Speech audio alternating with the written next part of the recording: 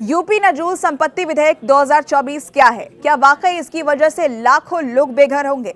ये पूरी खबर डिटेल में आपको इस वीडियो के जरिए मैं दूंगी, लेकिन उससे पहले अगर न्यूज 18 इंडिया के हमारे यूट्यूब चैनल को आपने सब्सक्राइब नहीं किया है तो पहले हमारे चैनल को सब्सक्राइब जरूर कर लें। साथ ही अगर ये वीडियो आपको पसंद आए तो इसे लाइक और शेयर जरूर करें।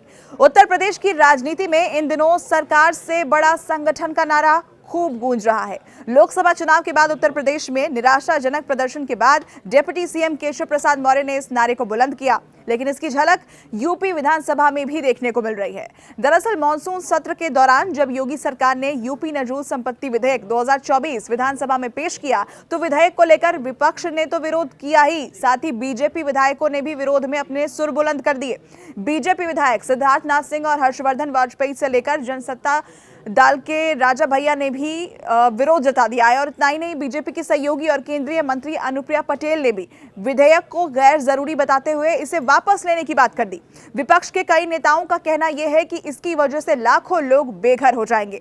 हालांकि विरोध के बीच यूपी नजूल संपत्ति विधेयक विधानसभा में तो पास हो गया, लेकिन विधान परिषद में बीजेपी एमएलसी और बीजेपी प्रदेश अध्यक्ष भूपेंद्र चौधरी ने इसे लटका दिया।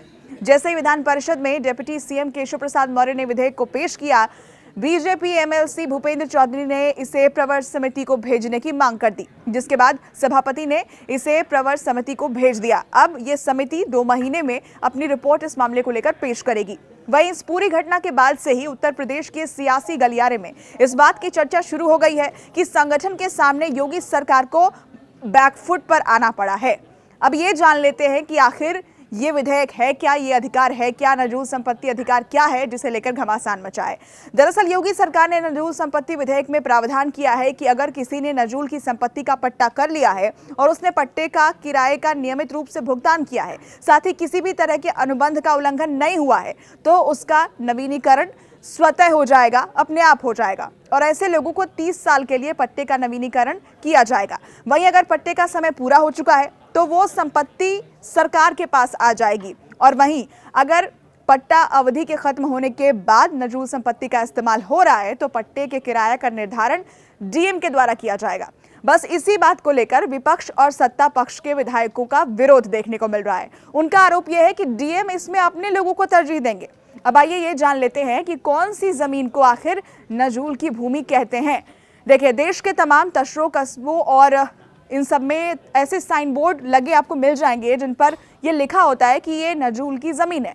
ब्रिटिश शासन के दौरान भारत में ऐसी रियासतें हुआ करती थी जो कि ब्रिटिश हुकूमत की समर्थक थीं, तो वहीं कुछ ने इसके खिलाफ विद्रोह किया था। ब्रिटिश फौज और विद्रोह करने वाली रियासतों के बीच कई लड़ाइयां हुई।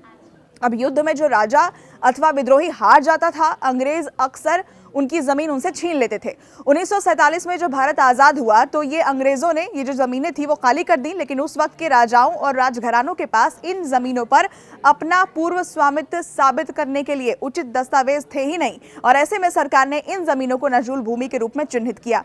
चूंकि अंग्रेजों के खिलाफ पूरे देश में विद्रोह हुआ और विद्रोहियों की जमीनें कब्जे में ली गई, इसलिए पूरे देश में नजूल की जो जमीनें हैं वो पाई जाती हैं। यानी सिर्फ उत्तर प्रदेश में नहीं है, पूरे देश में इस तरह की जमीन पाई जाती है, जिसे लेकर फिलहाल यूपी में घमासान मचा हुआ है। यह खबर आपको कैसी लगी हमें कमेंट के जरिए आप बता सकते हैं, और इस तरह की बाकी खबरों के लिए देखते रहिए न्यूज़ 18 इंडिया।